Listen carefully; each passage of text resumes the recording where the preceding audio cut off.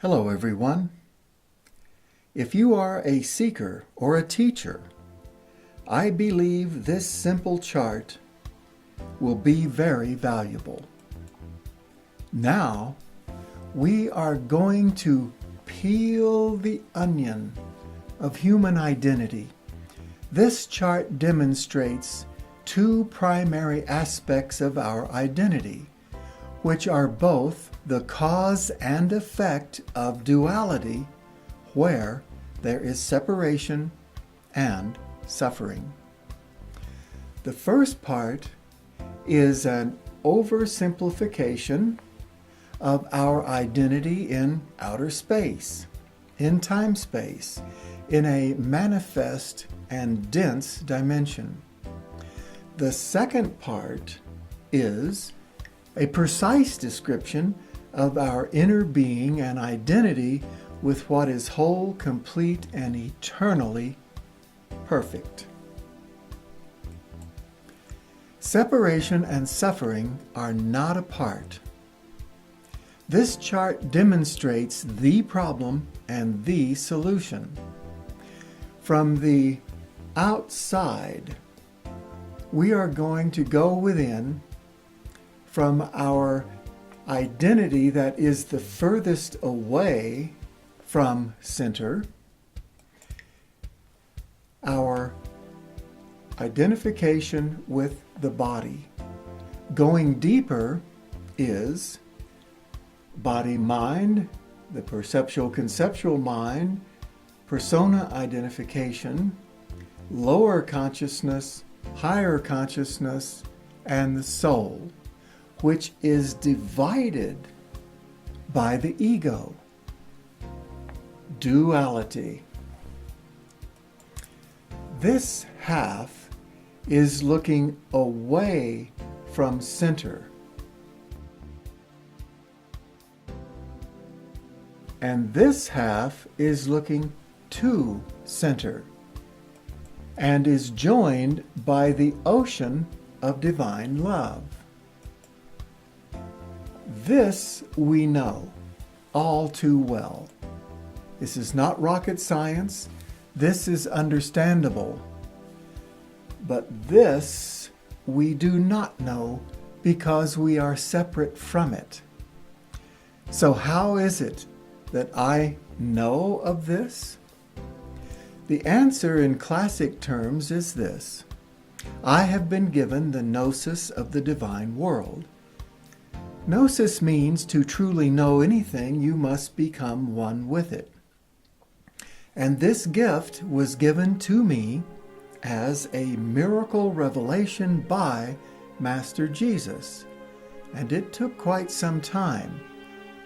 It started with being lifted up into a miraculous state of ecstasy beyond all drugs, concepts, or imagination.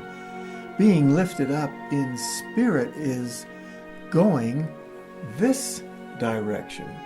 Being lifted up by ego is going this direction. And therefore, the two worlds do not meet. The miracle I am about to describe was given to two of us as we sat under the left and right hand of the Master.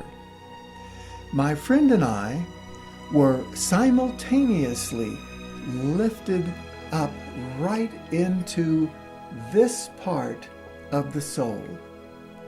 From being one with this part of our soul, we were dropped into the ocean of divine love, where we began to slowly sink towards the center.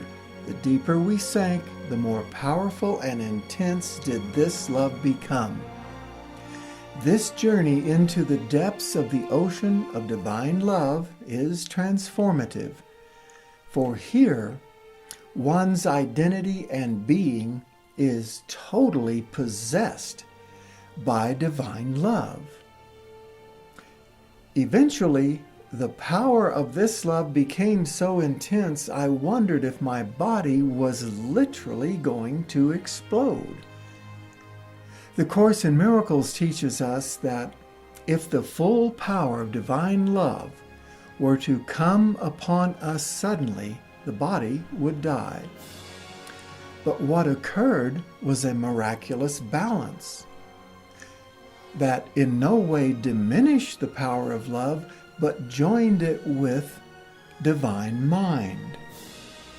At the perfect moment, we reached the outer shell of the core sphere, the center of centers.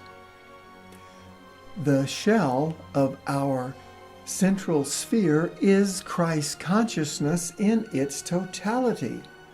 Upon entering Christ consciousness, my friend and I became one being, married in and as Christ I am, as the all-knowing and all-loving, wherein lies true equality as the perfect divine state of holy matrimony. As we were still moving, we then entered into the core itself, the paradise kingdom, the one Jesus of Nazareth spoke of, where all are joined with the Father, the Creator source, and one with the infinite and eternal paradise kingdom, worlds without end, each one teeming with the untold numbers of God's one Son. How this miracle revelation came about is another story, and I will soon tell you all about it, because it has everything to do with all of us.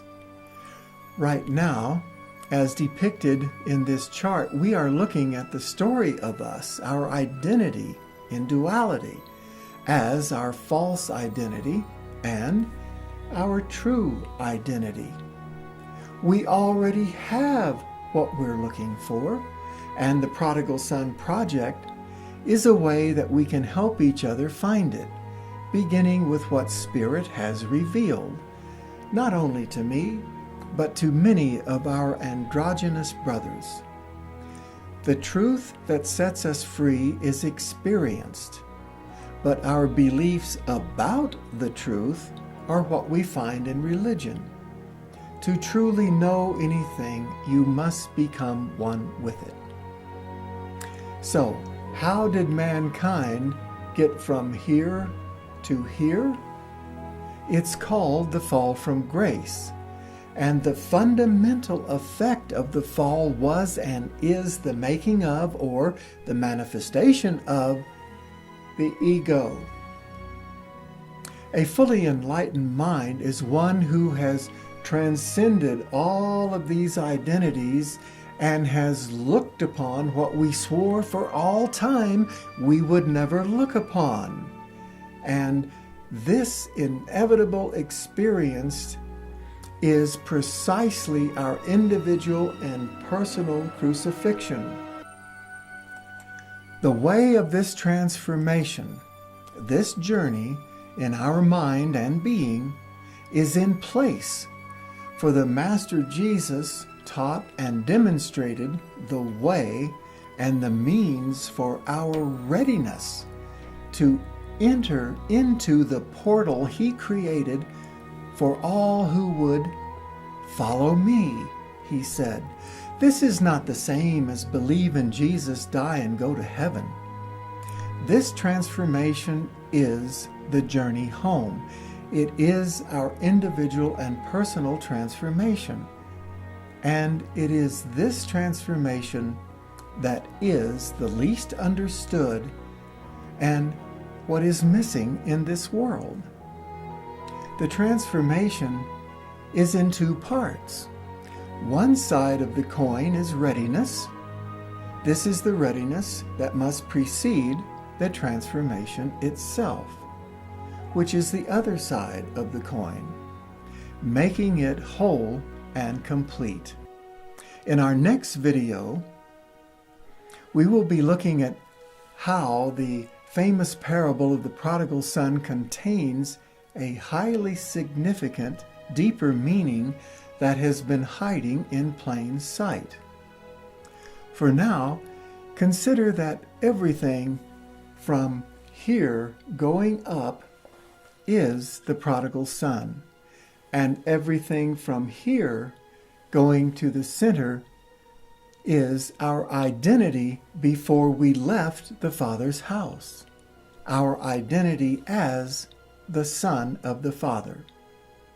A truly enlightened person is one who has made a commitment to his individual and personal transformation that has led him to the exposure of the ego and the identity of the prodigal son who is in bed with the ego.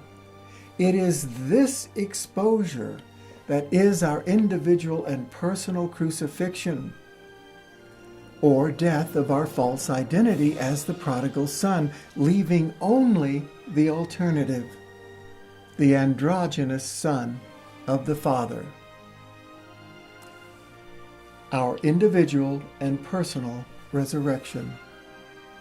Here, as it is stated in the parable, the father sees his son coming home. It does not say the father sees the prodigal son coming home, because it is the resurrection of the son that must precede the treasure of all treasures, the reunion with the Father.